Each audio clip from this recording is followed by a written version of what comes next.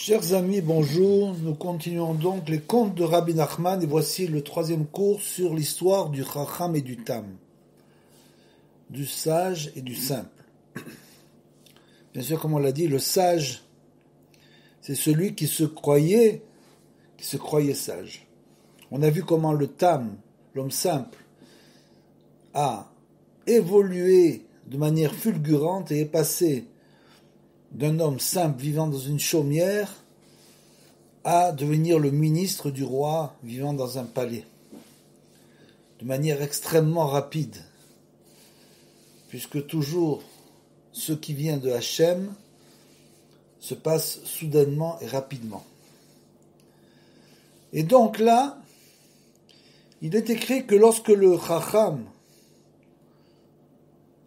reçut les lettres du roi, il dit au sage qui était venu le voir donc, puisque lui, il avait une grande chorma, une grande intelligence, donc il faisait ce qu'on appelle des pilpoulim, des réflexions extrêmement profondes sur chaque chose, et chaque chose, il essayait d'analyser avec son intelligence pour savoir, bien sûr, si la chose était bonne ou mauvaise.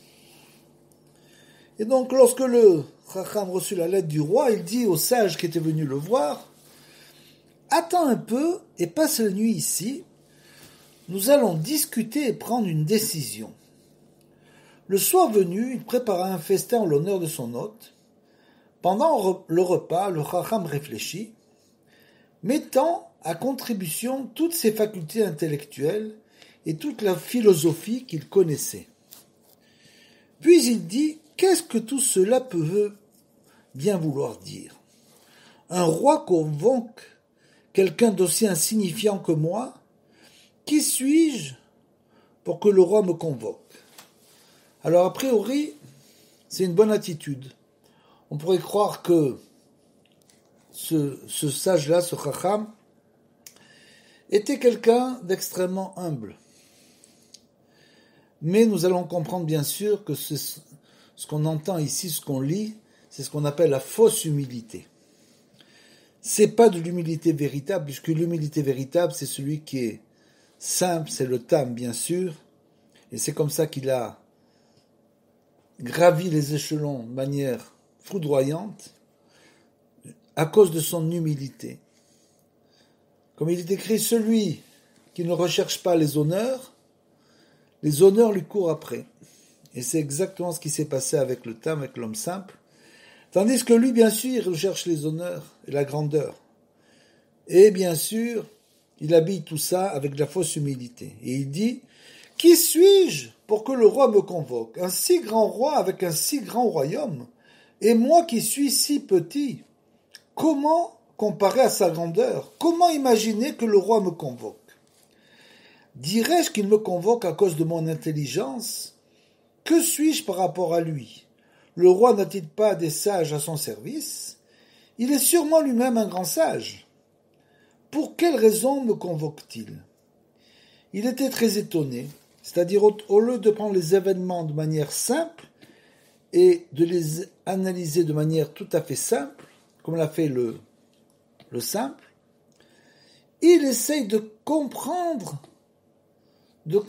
et d'analyser avec son intelligence et ses connaissances, bien sûr, comme le dit Rabbeinu, Achachmot mezikot meot et ben adam. Dans l'Écoutez Moharan, il écrit que les chochmot, c'est-à-dire la connaissance, peut, bien sûr, extrêmement endommager l'homme qui l'a acquise. Et pourquoi Rabbeinu dit cela ? Tout simplement parce que de la chokhma, de la connaissance, on peut arriver rapidement à l'orgueil. Et de l'orgueil, on peut arriver à la perte de tout. Et c'est exactement ce qui se passe. Il était très étonné, il s'adressa au messager, « Vois-tu, je vais te dire une chose. Je suis convaincu qu'il n'y a pas de roi dans le monde. » Qu'est-ce qu'il veut dire par là ? Il veut tout simplement dire que le roi, c'est lui. Le roi, bien sûr, c'est Akadosh Baruch Hu. Il n'y a pas Akadosh Baruch Hu dans le monde. Donc le bien en quelque sorte, n'existe pas et le mal n'existe pas. Tout est le fait du hasard. Donc il n'y a pas de providence. Il n'y a pas de providence, il n'y a pas de Dieu dans le monde. Tous ceux qui pensent qu'il y a un roi se trompent. C'est tout le contraire. Écoute, comment se pourrait-il que le monde entier se mit entre les mains d'un seul homme qui serait roi? Sans nul doute, il n'y a pas de roi en ce monde, c'est-à-dire, voilà, j'utilise mon intelligence pour te faire comprendre que Dieu n'existe pas. Dieu n'existe pas et chacun est, en quelque sorte, le dirigeant, le roi du monde. Le messager répondit, je t'ai apporté une lettre du roi. Le Chacham lui demanda, est-ce que le roi en personne, c'est lui qui t'a remis cette lettre? L'autre lui répondit, non, quelqu'un d'autre m'a confié la lettre au nom du roi. Et le Chacham répliqua, eh oui, tu vois bien que j'ai raison, il n'y a pas de roi. D'ailleurs, tu viens de la capitale royale et tu y as grandi. Dis-moi donc, as-tu jamais vu le roi? Le messager répondit non, et le Chacham reprit, tu vois bien que j'ai raison, il n'y a pas de roi, car même toi, tu n'as jamais vu le roi. Le messager dit, si c'est ainsi, qui dirige le pays? Qui dirige le monde? Est-ce que c'est Akadosh Baruch Hu qui dirige le monde? Bien sûr, grâce à son Uzo, Hashem ve Uzo, comme il est écrit Hashem ve Moshe Avdo, et son serviteur Moshe avec le Tzadikador, ou bien chacun se dirige lui-même. Et le Chacham répondit, je vais t'expliquer, car je connais bien tous ces problèmes. Tu fais bien de me demander, car j'ai visité de nombreux pays. Je suis allé en Italie où les choses se passent de la façon suivante. Il y a 70 conseillers qui ont le pouvoir pendant un temps déterminé. Les charges ministérielles sont confiées à tour de rôle.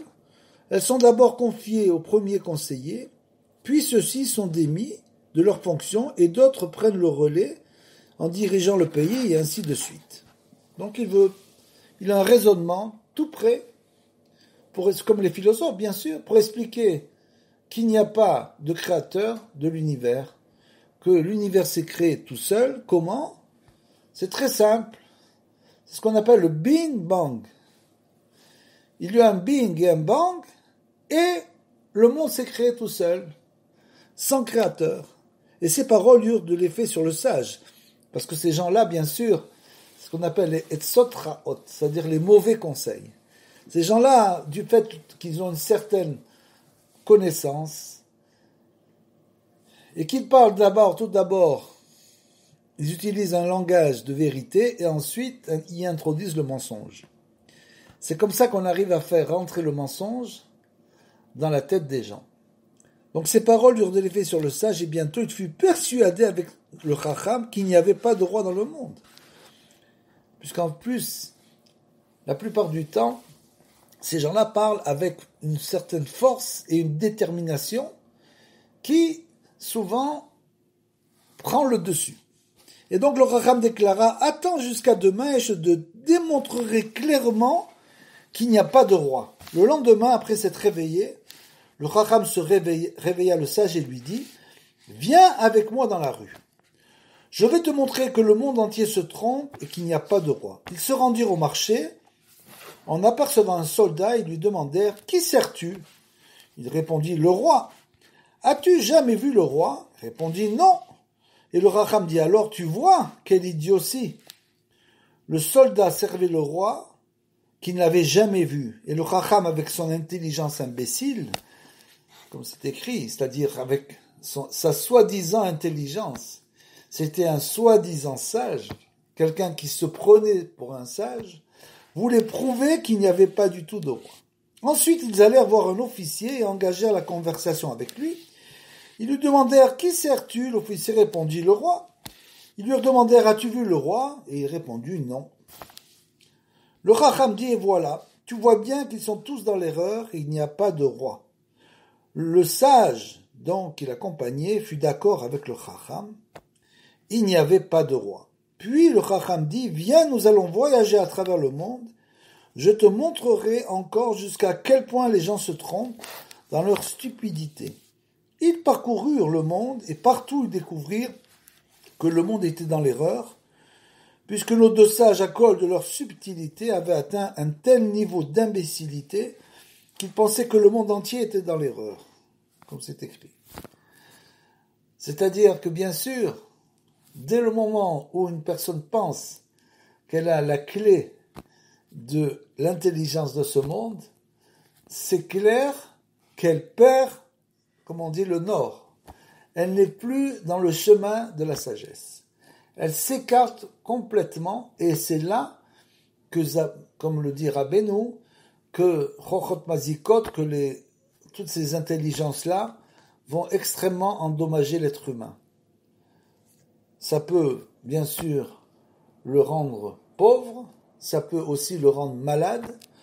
En fait, toutes les maladies de l'esprit qui entraînent par la suite une maladie du corps, parce que le corps, ce n'est que la conséquence de ce qui se passe au niveau de l'esprit. Toutes ces maladies-là vont extrêmement endommager l'être humain. Et l'histoire du roi était devenue pour eux une référence. Chaque fois qu'ils voyaient que le monde était dans l'erreur, ils disaient « aussi vrai que le roi existe ». Ils parcoururent ainsi le monde et dépensèrent tout ce qu'ils avaient. Ils vendirent un de leurs chevaux, puis un autre. Ils les vendirent tous, ils furent obligés d'aller à pied. Partout, ils méditèrent sur le monde et découvrirent que les gens étaient dans l'erreur. Ils devinrent pauvres comme des mendiants. Ils n'avaient plus d'importance, on ne faisait plus attention à eux. Ils étaient comme des vagabonds. Ils continuèrent leur chemin et se retrouvèrent dans la ville où résidait le ministre, c'est-à-dire le Tam, l'homme simple, qui était devenu ministre. Dans cette ville habitait un véritable Baal Shem qui jouissait d'une grande considération, c'est-à-dire un véritable sage. Car il avait fait de vrais miracles, comme faisait le Baal Shem Tov, de Rabbeinu. Parce qu'on sait que le Baal Shem Tov faisait énormément de miracles. Il faisait beaucoup de miracles. Et donc c'est écrit dans les histoires du Baal Shem Tov, tous ces miracles qu'il arrivait à faire, car il avait fait de vrais miracles. Même les nobles le connaissaient et ils avaient beaucoup d'estime pour lui. Les deux sages entrèrent dans la ville, ils la visitèrent et passèrent devant la maison du Baal Shem. Devant la porte, ils remarquèrent des chariots dans lesquels se trouvaient une 50aine de malades. Puisqu'on sait que le Baal Shem Tov, c'est connu, comment gagnait-il sa vie? C'était tout simplement un médecin. Les gens venaient le voir, il arrivait à faire ce qu'on appelle des arkavot chadashot, c'est-à-dire qu'il arrivait à faire des mélanges de tzmachim, c'est-à-dire d'herbes, des mélanges de tout ce qu'on trouve dans la nature, d'herbes de nature donc, et il arrivait grâce à ça à créer des médicaments qui soignaient véritablement les gens. Bien sûr, il faisait tout ça avec son esprit saint. Et donc c'est comme ça que le Baal Shem Tov gagnait sa vie. Et donc là, Shoshem, le Chacham, pensa qu'un docteur habitait là et désirait le voir, car lui aussi était un grand médecin. Il voulut entrer pour le rencontrer et demanda « Qui habite ici ?» On lui répondit un Baal Shem. Il éclata de rire et dit au sage « Voilà un autre mensonge, une autre sottise. C'est encore plus stupide que cette histoire du roi. » Le roi, bien sûr, c'est Akadosh Baruch Hu. Tous ceux qui pensent que Akadosh Baruch Hu n'existe pas, a fortiori que le tzaddik, le juge de la génération, a fortiori qu'il n'existe pas non plus. C'est un a fortiori classique. C'est encore plus difficile de se rapprocher du juste, en quelque sorte.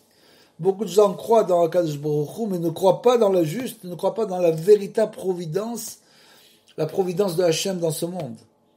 Et donc le Baal Shem qui représente ce tzaddik, ils disent là-dessus, c'est encore plus stupide que l'histoire du roi. Mon frère, je te dévoilerai la supercherie, tu verras jusqu'à quel point le monde est dans l'erreur et croit à tous ces mensonges. Cependant, comme ils avaient faim, et qu'il ne leur restait plus que 3 ou 4 gros chênes, ils se rendirent dans une petite taverne où on pouvait manger. Même pour 3 ou 4 gros chênes. Ils demandèrent à manger et on les servit.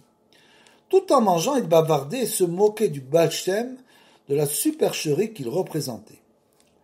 Le propriétaire de la taverne entendit leurs propos et en fut très mécontent, car chez lui on respectait beaucoup le Baal Shem. Il leur dit « Finissez de manger et partez d'ici !» Puis un des fils du Baal Shem entra, et ils se moquèrent du Baal Shem devant son fils. Le patron les invectiva parce qu'ils se moquaient du Baal Shem en présence de son fils. Il les roua de coups et les expulsa de chez lui. Ils furent très vexés et décidèrent de faire un procès au patron qu'ils avaient battu. Ils se rendirent chez l'homme dans la maison duquel ils avaient déposé leur baluchon pour lui demander conseil sur la marche à suivre pour faire un procès au propriétaire de la taverne. Ils racontèrent à l'homme que le propriétaire de la taverne les avait roués de coups. L'autre leur demanda pourquoi et ils leur répondirent parce qu'ils avaient du mal du Baal Shem. Il leur dit « Ce n'est sûrement pas bien de battre un homme, cependant vous n'avez pas agi correctement. Pourquoi avez-vous du mal du Baal Shem? Ici le Baal Shem est très respecté. » Ils se rendirent compte que cet homme était lui aussi dans l'erreur. Ils partirent de chez lui et se présentèrent chez un fonctionnaire qui était un grand, un gentil. Ils lui racontèrent toute l'histoire et lui dirent qu'on les avait battus. Il leur demanda pourquoi et ils dirent que c'était parce qu'ils avaient dit du mal du Baal Shem. Alors le fonctionnaire les roua de coups et les mit dehors. Ils se présentèrent devant une instance supérieure, mais en vain.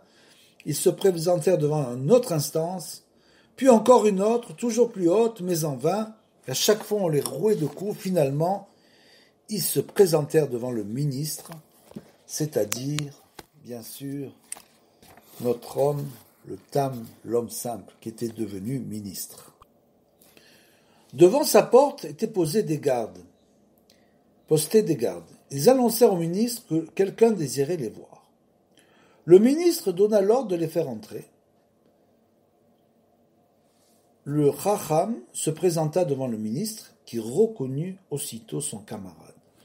Cependant, le Chacham ne le reconnut pas, car l'autre avait atteint un rang élevé. Le ministre se mit aussitôt à lui parler et dit « Regarde, je suis arrivé à ce rang élevé grâce à ma simplicité. Regarde où ton intelligence et ta subtilité t'ont amené. » Le Chacham s'écria « Que tu sois mon camarade, le simple, nous en parlerons plus tard. Pour l'instant, rends-moi justice, car j'ai été roué de coups. » Le simple demanda « Pourquoi as-tu été roué de coups ?» L'autre répondit « C'est parce que j'ai dit du mal du Baal Shem. J'ai dit que c'était un charlatan et un escroc. » Et donc, le Tam répondit « Tu persistes à faire le malin. Regarde et écoute un peu. Tu as dit un jour que tu pourrais facilement arriver à ma condition, mais que moi je ne pourrais pas arriver à la tienne. Je suis arrivé à ton niveau depuis longtemps, mais toi, tu n'es pas encore arrivé au mien.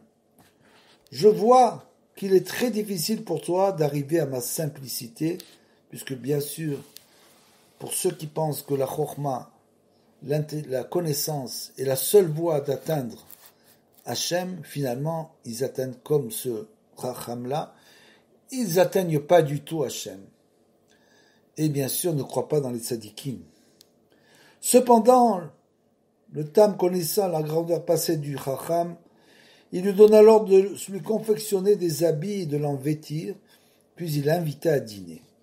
Pendant le repas, ils bavardèrent et le Racham se mit à exposer sa théorie stupide selon laquelle il n'y avait pas de roi. Le ministre Tam s'écria « Que dis-tu là? J'ai moi-même vu le roi. » Le Chacham lui répondit en riant « Tu sais de toi-même que c'est le roi? Le connais-tu? Connaissais-tu son père et son grand-père lorsqu'ils étaient rois? D'où sais-tu que c'est le roi que tu as vu? On t'a dit que c'était le roi et on s'est moqué de toi. » Et bien sûr, le simple ne fut pas content que l'on niât l'existence du roi, c'est-à-dire que la simplicité, bien sûr, c'est elle qui mène à la connaissance véritable et à l'adhésion avec Akadosh Baruch Hu. Puis quelqu'un arriva et dit, sur ces entrefaits, quelqu'un arriva et dit, le diable vous convoque. Le simple trembla de tous ses membres et courut annoncer la chose à sa femme, tout effrayé. Sa femme lui conseilla de faire venir le Baal Shem.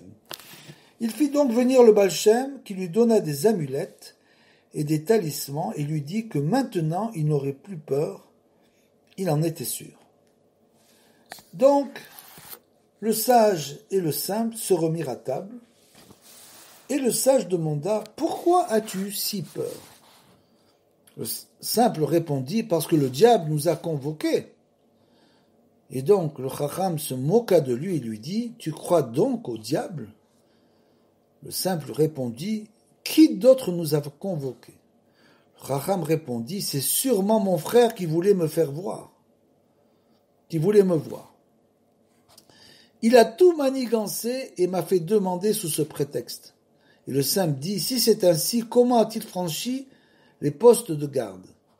Son ami lui répondit, « Sans doute a-t-il graissé quelques pattes, et les gardes ont menti en disant qu'ils ne l'avaient pas vu. » À ce moment-là, un autre personnage arriva et dit aussi, « Le diable vous demande. » Le simple n'eut pas peur, grâce aux amulettes que le Baal Shem lui avait données. Les amulettes, c'est bien sûr la connaissance, la véritable connaissance du tzaddik, du juste de la génération. Celui qui étudie cette connaissance-là, qui est la connaissance, comme nous l'avons tellement dit, qui est complètement adaptée à la génération, à tous ses problèmes, n'a plus peur devant les problèmes, devant tout ce qui peut lui arriver, car il a confiance dans Hachem, et Moshe Avdo, il a confiance dans Akadosh Baruch Hu et le tzaddik de la génération, véritable. Donc il n'avait plus peur grâce à ses amulettes, et donc il dit au Chacham, « Qu'en penses-tu » Le Chacham répondit, « Je vais tout te raconter, parce que lui, il comprend tout. Il comprend toujours tout, donc il veut toujours expliquer. J'ai un frère qui est très en colère contre moi. Il a tout manigancé pour me faire peur. Il se leva et demanda au messager, « À quoi ressemble celui qui nous a fait demander? De quelle couleur sont ses cheveux, etc. » Le messager répondit, « Comme ci et comme ça. » Alors, le Chacham s'écria, « C'est tout le portrait de mon frère. » Et le simple lui dit, « Est-ce que tu vas partir avec eux ?» Et le Chacham répondit, « Oui, je vais partir avec eux.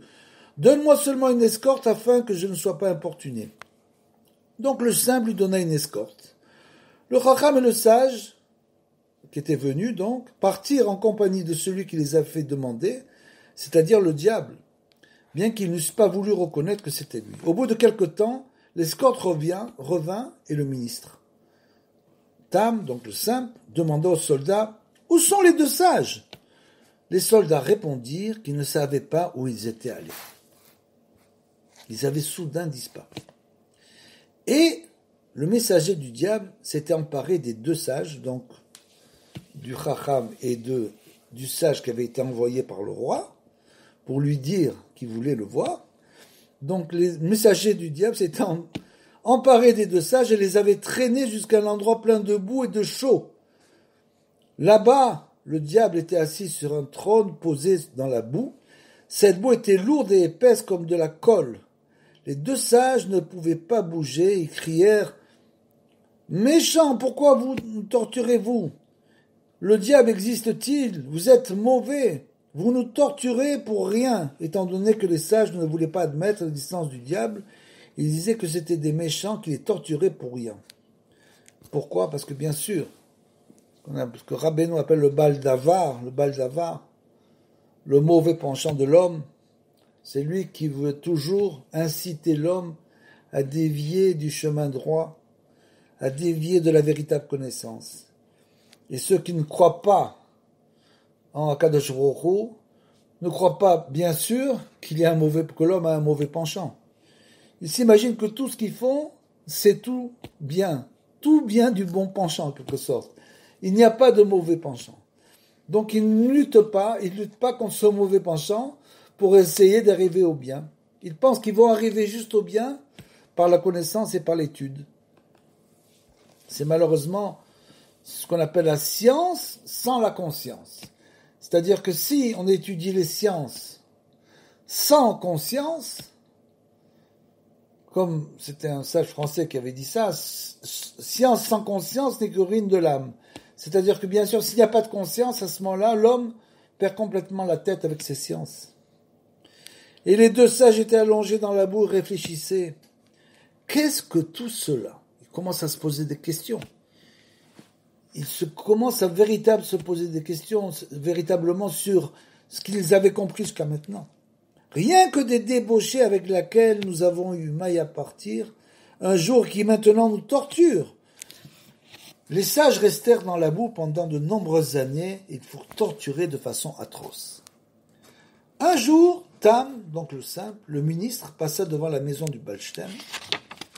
Il se souvint alors du Chacham, de son ami le sage, son camarade. Il entra chez le Baal Shem et s'inclina devant lui comme c'est l'usage. Il lui demanda s'il lui était possible de lui faire voir le Chacham et de le libérer. Il lui dit, « Est-ce que tu te souviens du Chacham que le diable avait convoqué et fait enlever? Depuis ce jour, je ne l'ai pas revu. » Le Baal Shem lui répondit, « Oui, je me souviens. » Alors, le simple le supplia de lui montrer l'endroit où le Chacham se trouvait et de l'en faire sortir. Ce qu'on appelle la miséricorde divine. Que même l'homme, s'il est tellement loin de Hachem, il doit toujours prier pour la miséricorde, pour recevoir la miséricorde divine, pour sortir bien sûr, de quoi il doit sortir. Chacun à son niveau. Et le Baal Shem dit, donc c'est le tzaddik, bien sûr, qui nous sort de la boue dans laquelle nous sommes enlisés, dans laquelle nous sommes tous enlisés. C'est bien sûr le tzaddik adore le juste de génération, Rabbeinu HaKadosh, c'est lui seul qui peut nous sortir de la boue dans laquelle nous sommes enlisés. Et donc le Baal Shem dit, sans aucun doute, je peux te montrer l'endroit et en faire sortir le Chacham, mais il n'y a que toi et moi qui puissions y aller. Ils se mirent tous les deux en route. Le Baal Shem fit ce qu'il savait faire et ils arrivèrent. C'est-à-dire un kitsour derrière, bien sûr. Les chemins se sont rétrécis et tous les deux sont arrivés dans un autre monde en quelque sorte. Tam, donc le simple, vit les deux sages qui étaient allongés dans la boue épaisse et dans la chaux. En apercevant le simple, le sage, l'homme intelligent, s'écria « Frère, vois comme il le frappe, ces débauchés me torturent cruellement pour rien. » Le ministre lui répondit en criant « Est-ce que tu persistes à faire le malin et à ne croire en rien? Tu dis que ce sont des hommes, regarde, voici le Baal Shem dont tu as médit. On va te montrer que lui seul peut te sortir d'ici. Il te fera voir la vérité. Il n'y a que Rabbeinu qui peut nous montrer la vérité dans cette génération et personne d'autre, absolument personne. C'est la vérité de la génération. C'est nous qui devions ouvrir les yeux pour voir cette vérité. On doit étudier les écrits de Rabbeinu, tous les écrits de Rabbeinu, avec tous les Pérochim, qui sont bien sûr le Likutei Halachot de Rabbi Nathan HaKadosh. On sait d'ailleurs ce soir la Iloula, Rabbi Nathan HaKadosh, et il faut absolument les étudier profondément pour comprendre, pour essayer d'en tirer un petit peu connaissance, un peu de profit, et que pour nous sortions de cette boue. Tam, donc le saint pria le Baal Shem Tov de tirer le Chacham de là, et de leur démontrer que le diable existait et que le démon n'était pas des hommes. Le Baal Shem fit ce qu'il devait faire. Ils se retrouvèrent debout, au sec, et il n'y avait pas de boue. Et les démons redevinrent poussière, comme dans les films. Vous savez que tous ces films, bien sûr, sont tous inspirés de l'histoire de la Torah. Tout vient de la Torah. C'est-à-dire qu'ils arrivent à trouver quelque chose, des éléments comme ça. C'est pas stam. Donc, c'est exactement ça. Ils redeviennent poussière. Alors, le Chacham reconnu la vérité et dut admettre qu'effectivement, il y avait un roi, un véritable Baal Shem. C'est-à-dire, Rabotai, que tout celui qui se rend à Ouman sur le kever de Rabbeinu, qui fait le tikkun aklali et donne la tzedaka comme il a demandé, il comprendra immédiatement qui est le tzaddik Hador. Immédiatement, il va comprendre. S'il continue bien sûr à étudier aussi la Torah de Rabbeinu, surtout s'il fait tous les jours Hitbod des doutes, puisque c'est la première chose que nous demande Rabbeinu, il comprendra qui est le véritable tzaddik et comment il peut commencer à gérer sa vie de manière totalement nouvelle. À propos de cette histoire, pour terminer ce troisième chapitre, à propos de cette histoire, il est dit dans l'enseignement qui parle de la simplicité de l'écouter Moharan B19, que le principe de Yiddishkeit ne réside pas dans la subtilité, mais dans la simplicité et l'innocence. Donc ça, c'est une grande leçon qu'on va apprendre de cette histoire. Combien un homme peut gagner dans sa vie en atteignant la simplicité et l'innocence. Combien il peut gagner, alors que nous voyons en dehors de nous tous ces gens qui sont exactement l'inverse de la simplicité et l'innocence et qui croient qu'ils mènent le monde, qu'ils vont arriver à quelque chose. Ils n'arriveront à rien du tout, juste à tomber dans une boue épaisse, d'où ils ne pourront pas sortir. Sans l'aide, bien sûr, du tzaddik Hador, du juste de la génération. Et lorsqu'il eut terminé de raconter cette histoire, le Rabbé nous dit, une prière maldite est comme un soulier à 3 extrémités. Comprends bien tout ce qui est raconté ici. On peut très bien vivre avec du pain, de l'eau et une peau de mouton.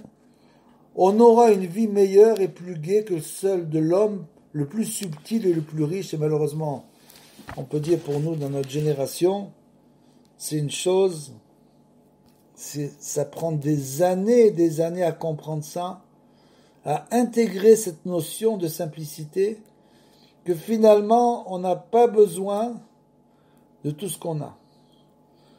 90% des objets que nous avons, c'est ce qu'on appelle du superflu, des choses qui ne servent strictement à rien, et qu'on pourrait vivre avec seulement 10% de ce que nous possédons. C'est ça l'homme riche. Donc on aura bien sûr, grâce à ça, une vie meilleure et plus gaie que celle de l'homme le plus subtil et le plus riche. On voit qu'ils sont constamment torturés et que la meilleure part est réservée à Tam, à l'homme simple, qui se contente de ce qu'il a et qui est toujours joyeux, comme nous dit Rabbeinu, bien sûr, c'est le signe. La joie, nous dit Rabbeinu, c'est le signe de la vérité. Quelqu'un qui recherche véritablement la vérité est toujours joyeux. Pas une joie superficielle, ce ne sont pas des rires sarcastiques, c'est simplement une joie profonde. Et donc, celui qui se contente de ce qu'il a est toujours joyeux. Celui qui veut être malin, qui se croit malin bien sûr, et qui réfléchit trop, n'a que des ennuis, du début à la fin. Il est misérable, et sa vie n'en est pas une. Bien sûr, au début, les choses se passent à peu près normalement.